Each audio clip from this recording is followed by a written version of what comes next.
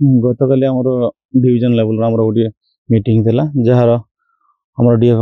परामर्श क्रमे आज आम सकाळ 5:30 स्टार्ट करूँ। विगत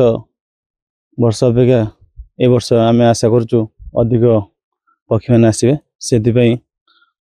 कोणार्क रेंज एवं अस्तरंग रेंज रे पाखापाखि सेगमेंट 12 गोटी सेगमेंट अच्छी। निश्चिंत भाव से सेगमेंट रे 3 जन को डिवाइड कर रेंज अफिसर रोज फॉरेस्ट गार्ड रोज तत्सहित आमर जो एक्सपर्ट व सोशल वर्कर माने इनवॉल्व कर सहित आमर जो स्क्वाड मान रही पक्षी जो मैंने चिन्हट कर इनवॉल्व कर पक्षी गणना आम बाइनोकुलर कर सहित कैमेरा आम यूज कर सहित डायरेक्ट साइडिंग कर एस्टिमेट ये सब आम जान सकाळ 5:30 रु